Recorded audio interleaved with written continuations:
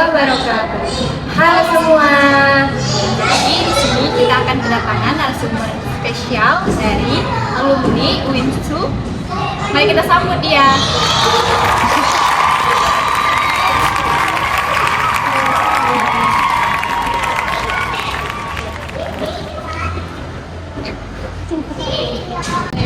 Nah, jadi inilah tamu spesial yang kita bilang tadi dan yang kita nantikan. Di sini kita akan menggali informasi tentang dunia pembelajaran matematika. Sebelum itu, mungkin narasumber kita bisa memperkenalkan diri. Nah, perkenalkan, nama saya Mukianti. Saya adalah alumni dari UI Sumatera Utara Stambu 2015 dan alumni 2019. Nah, di sini saya bekerja sebagai seorang guru matematika di SDIT Al-Hijrah 2 Lodesa. Nah, mungkin sampai itu aja ya perkenalannya. Atau ada yang mau ditanya-tanya lagi? Oh, kalau boleh tahu kak, kakak kan nih alumni UIN nih. Nah, tadi UIN itu jurusan apa ya? Kita sekarang bahas apa? Matematika dong. Wow. Tentunya kita yang ala jurusan matematika. Sangat balance ya teman-teman untuk podcast kita kali ini. Teman, untuk mempersingkat waktu, langsung saja nih kita gali tentang informasi mengenai dunia pembelajaran matematika. Nah, kakak kan alumni pendidikan matematika nih, otomatis tahu dong tentang matematika itu seperti apa. Jadi kak, menurut kakak itu pandangan kakak terhadap matematika itu apa sih?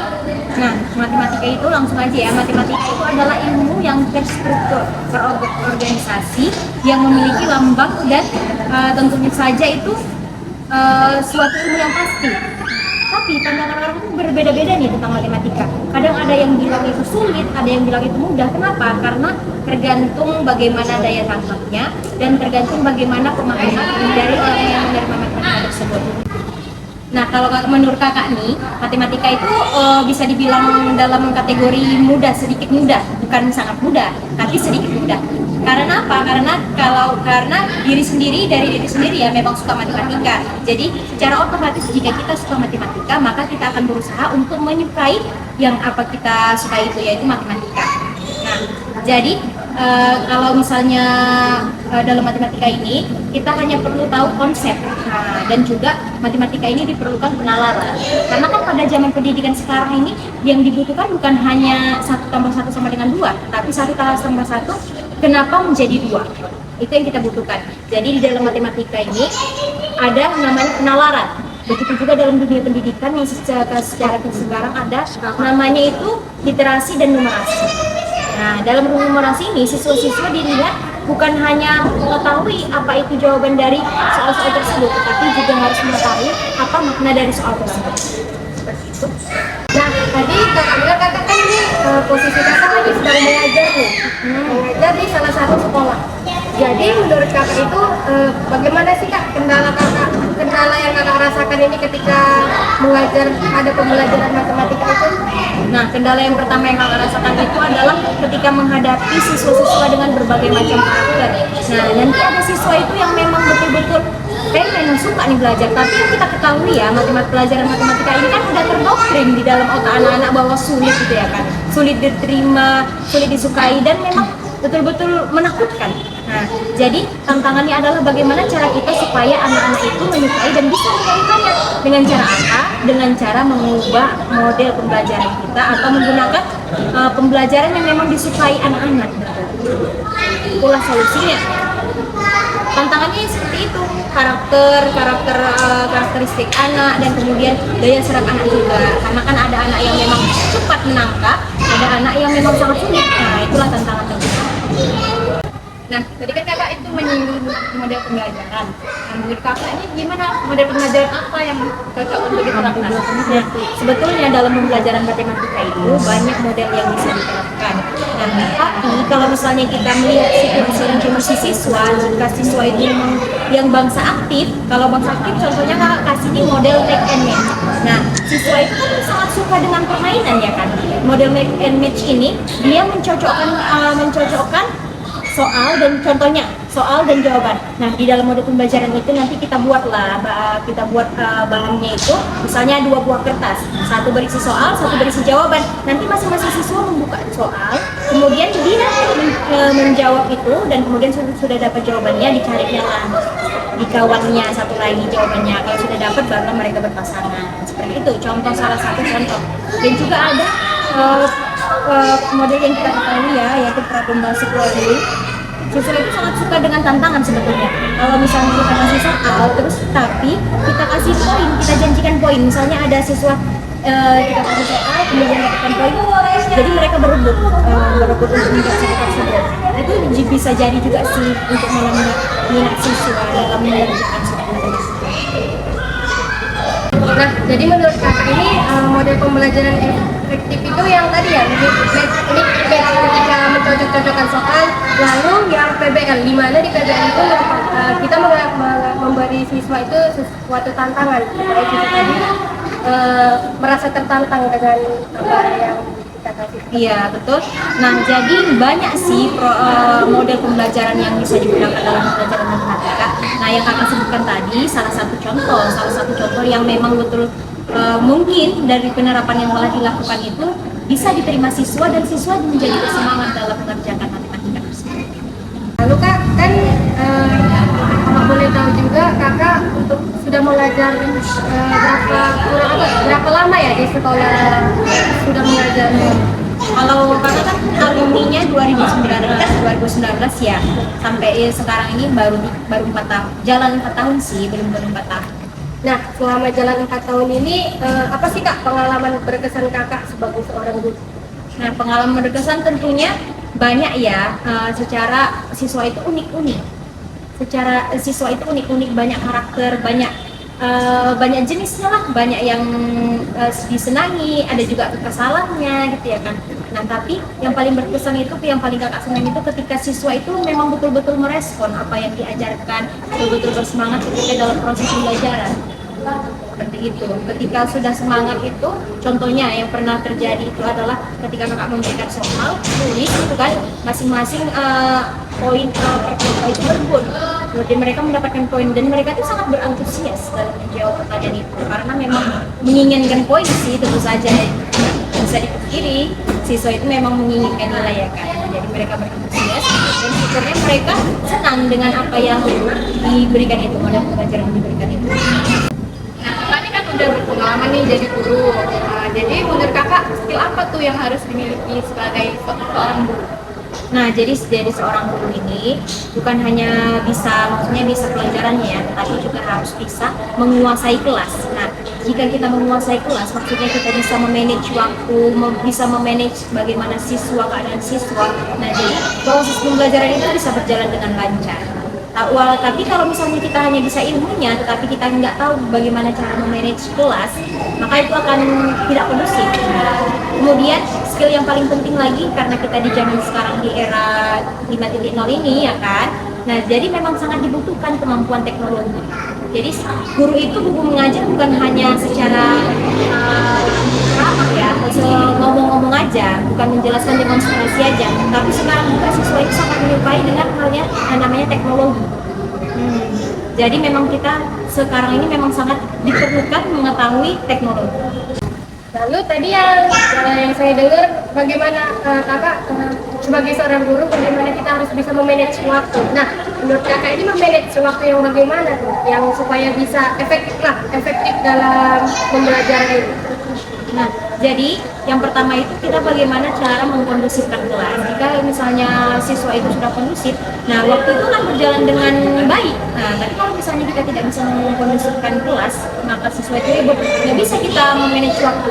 Misalnya kita mulai pembelajaran, siswa masih ribut, maka pembukaan yang akan kita mulai itu banyak. Kita merepet dulu misalnya ya kan, merepet dulu, kita habis waktu merepet. Nah, tapi kalau misalnya intinya kita bisa mengkondisikan kelas, kita bisa memulai dengan pendahuluan pembelajaran, bisa masuk ke inti pembelajaran, pokok materi pembelajaran itu bisa tersampaikan. Kemudian juga kita harus ada penutup, sebagaimana untuk feedback kita terhadap siswa dan apresiasi kita terhadap siswa gitu.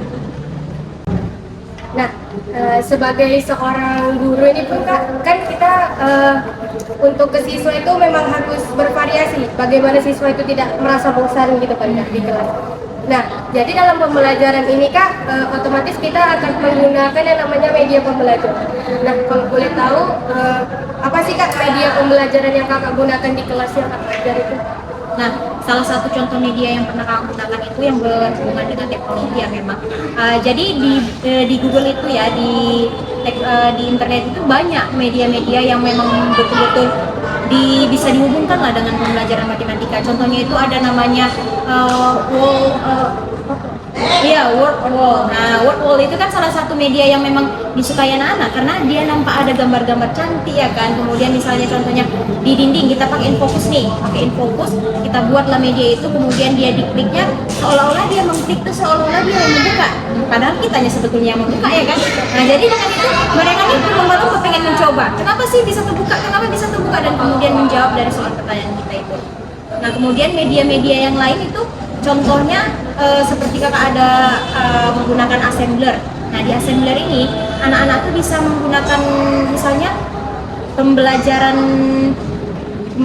apa bilangan gitu kan, bilangan negatif, bilangan positif. Nah, jadi di aplikasi assembler itu, bukan aplikasi website assembler itu, kalau misalnya dimasukkan poin berapa negatif, berapa positif, dia akan menjadi suatu bentuk kayak kita kalau kita apa namanya aplikasi di pendidikan matematika MATLAB. Nah, gitulah. Jadi dimasukkan rumus atau angka bisa menjadi suatu bentuk. Contohnya seperti itu. Nah, menyikapi teknologi tadi, seberapa besar Kak itu teknologi itu mempengaruhi belajar siswa ini? Kalau menurut kakak sih cukup besar karena anak-anak zaman sekarang ini memang sangat menyukai ya yang namanya teknologi. Jadi kalau kita menggunakan itu, anak-anak ini sangat berantusias, pengen dia mencoba atau menambah minat belajar siswa. Kalau kita memang menggunakan itu dan kemudian mereka juga merespon dengan baik dan kemudian juga kita memberikan feedback yang baik, cukup penting menurut kakak sih. Jadi menurut kakak ini cukup penting lah teknologi. Nah, misalnya lah nih teknologi itu nggak dipakai. Menurut kakak itu gimana? Bisa aja sih, pembelajarannya bisa berjalan, yang tergantung tadi bagaimana si siswa, tapi berdasarkan yang telah dilakukan gitu kan.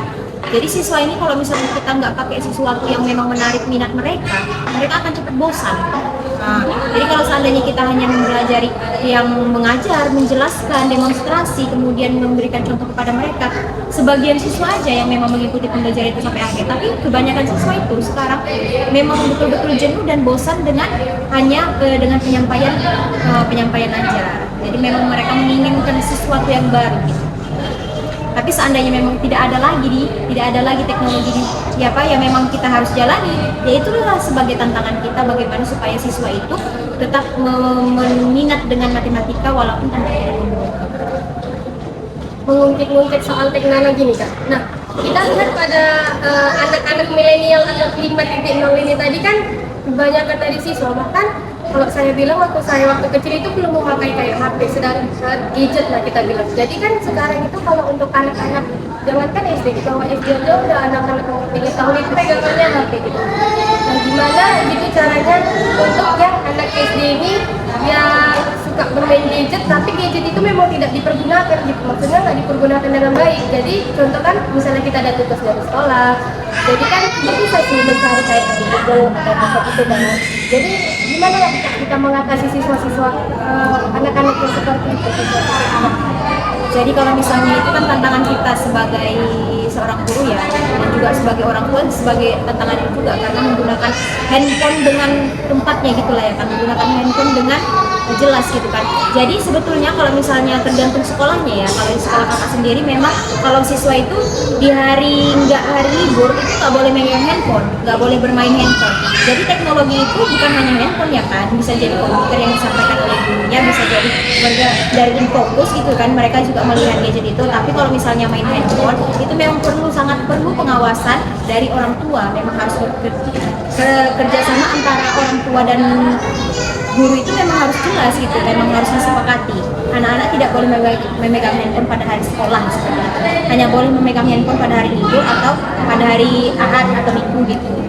Jadi memang betul-betul harus diawasi lah supaya tidak terjadi kesalahan penggunaan. Ya, lagian juga namanya kita sebagai guru, kita tahu siswa kita itu hanya di sekolah gitu kan. Kalau di rumah kan kita nggak tahu apa yang mereka lakukan. Gitu. Kadang mau juga main gadget sampai full day atau satu harian gitu yang membuat orang tua nanti nantinya mau merepet di rumah gitu kan gara-gara kita udah gadget gitu. Gini lah, tapi memang betul-betul memang ditugasi lah dari peraturan sekolah itu. Misalnya kalau dia memang betul harus ditanamkan ke jiwa anak itu bersikap dengan jujur. Kalau seandainya dia memang main handphone, kita tanya nih laporan per harinya, ada nggak hari ini main handphone? Kalau misalnya anak itu jujur, betul-betul dia memang mengaku, kemudian kita lakukanlah setindak lanjut bagaimana caranya supaya anak itu tidak melakukan perbuatan itu lagi atau tidak melanggar peraturan yang kita buat lagi gitu. Memang betul-betul harus tegas lah sebagai guru. Dan memang harus menjalin kerjasama yang baik dengan orang tua, dan orang tua itu kan memang betul-betul memang harus mendukung apa yang di peraturan yang dibuat. Jadi berbicara terkait kurikulum nih kita Kak sekarang. Kira-kira di sekolah Kakak itu kurikulumnya yang dipakai itu apa? Nah, jadi kan kurikulum itu memang sebetulnya peraturan sekarang itu kurikulum harus menggunakan kurikulum merdeka ya kan. Dan kebetulan memang sekolah kakak itu lulus di dalam sekolah penggerak 3 tahun lalu. Jadi memang sekolah kakak sudah menggunakan kurikulum merdeka sejak 3 tahun yang lalu. Nah, kalau berbicara tentang kurikulum tadi Kak, apa sih efek dari perubahan kurikulum itu kan tadi tentunya ada dong sebelum kurikulum merdeka, kalau nggak salah itu KTS kan ke 2013 ya Kak? K13. Nah, K13. Menurut Kakak ada nggak sih perubahan dari kurikulum yang setelah dipakai kurikulum merdeka ini Kak? Ada sih, karena siswa itu kan kalau misalnya yang di K13 itu siswa itu memang mengikuti pembelajaran itu berdasarkan keterampilan sosial, memang ada yang dinilai KI, KD gitu ya kan. Tapi kalau misalnya yang kurikulum merdeka ini identik dengan minat siswa, jadi bagaimana siswa itu di situlah si guru mengikuti bagaimana kemampuan siswa, bagaimana jenis siswa, memberikan soal berdasarkan kemampuan siswa gitu. Ada perbedaannya, dan siswa juga lebih bebas dalam berkreasi karena banyak program-program yang mendukung kurikulum merdeka ini seperti P5, mereka dapat menghasilkan suatu produk. Jadi memang adalah gitu yang perbedaan yang lebih terlihat di kurikulum merdeka ini. Untuk kajian studi mereka. Iya betul, memang kalau kurikulum merdeka ini identik dengan proyek yang dibuat siswa itu apa, dan mereka menghasilkan suatu keterampilan, mereka nampaklah produk yang dihasilkan mereka gitu, bukan hanya sekedar ilmu, bukan hanya sekedar materi yang dihafal mereka. Karena apa? Karena siswa ini kan kalau hanya disampaikan secara materi itu aja kan lupa ya kan, hari ini disampaikan besok lupa, tapi kalau misalnya memang langsung ke praktek mereka jadi ingat dan itu jadi berkesan untuk mereka. Nah, berbicara soal siswa tadi, kan banyak nih siswa tadi seperti yang kakak bilang ini tentang proyek ya.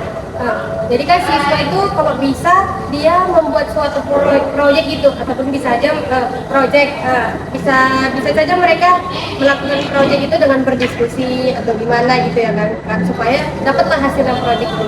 Jadi kan ada nggak sih Kak, di antara siswa kakak itu yang memang kayak ada yang bermalas-malasan untuk membuat suatu karya lah Kak, kayak dia memang malas untuk mengerjakan sesuatu di kelas itu. Namanya kan kita bilang siswa kan nggak nggak semua siswa itu mampu untuk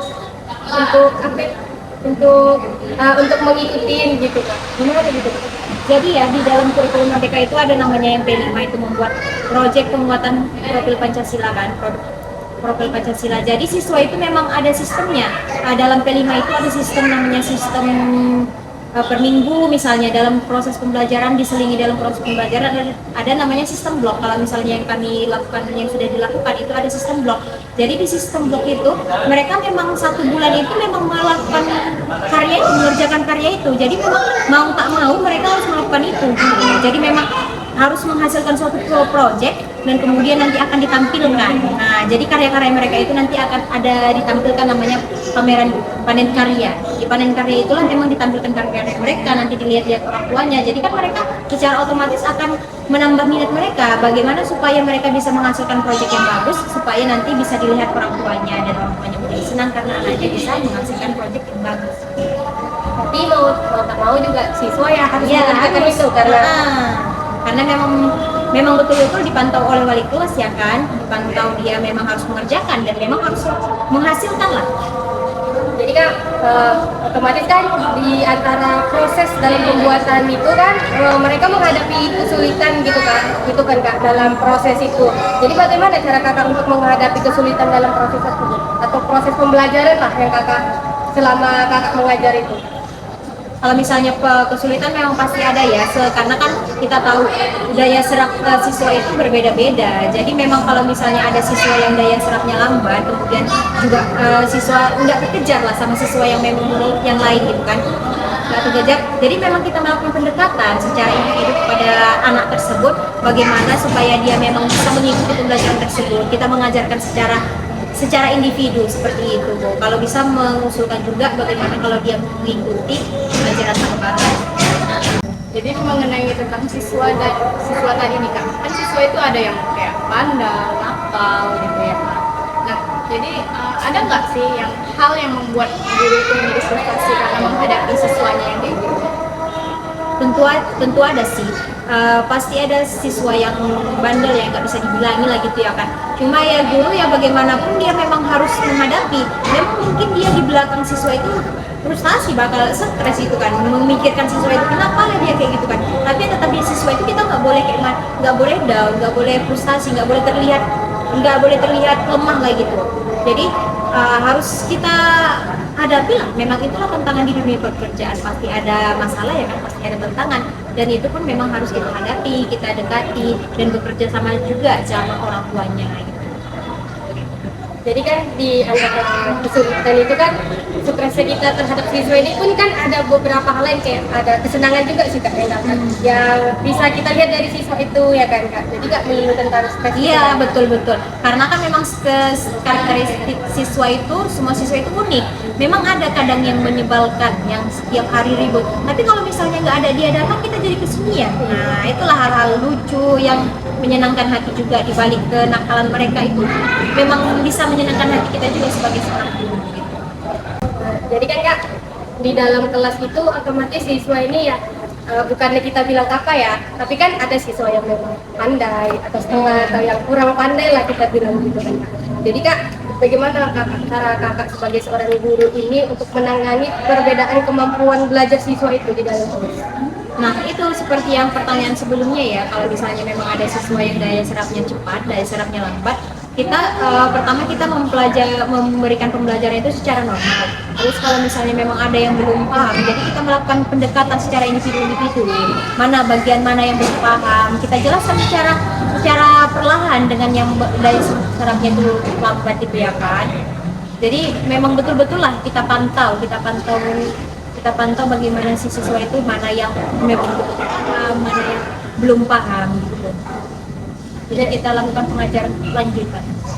Jadi kak ada tantangan tersendiri nggak sih kak untuk kakak dalam kemampuan dalam perbedaan siswa-siswa itu tadi?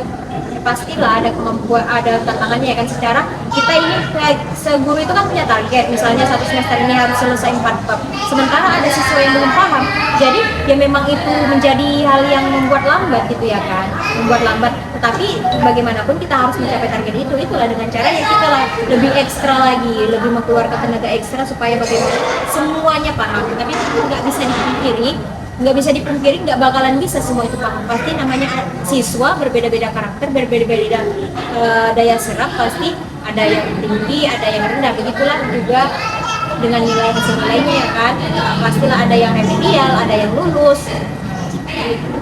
Jadi kan dalam misalnya dalam kemampuan belajar siswa ini yang memang tadi dia memang daya serapnya lambat atau memang dia males-malesan di kelas itu tadi, itu kan mungkin ada beberapa faktor ya kak. Otomatis bukan karena faktor di sekolah, bisa aja dia faktor di lingkungan atau faktor di rumah itu gimana lah cara mengatasinya. Udah kita bujuk-bujuk nih, kenapa sih nggak mau belajar gini nggak mau ngikutin, karena dia punya faktor di rumah itu karena orang tua itu gimana?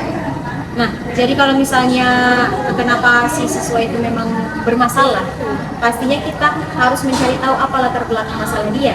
Nah, kita perlu juga diskusi sama orang tuanya, kira-kira kita lihat bagaimana dia bersosialisasi dengan teman-temannya. Kalau misalnya memang sosialisasinya bagus di sekolah, tapi memang dia bermalas-malasan, mungkin saja ada faktor yang membuat dia, misalnya dari orang tuanya, dia mungkin broken home atau anak yang kurang perhatian. Jadi ya perlu ini tadi, kita perlu diskusi dengan orang tuanya. Kenapa misalnya anak seperti ini, kita bilangkan semua masalah yang dihadapi anak itu, kemudian sama-sama lah kita cari solusinya bersama orang tuanya.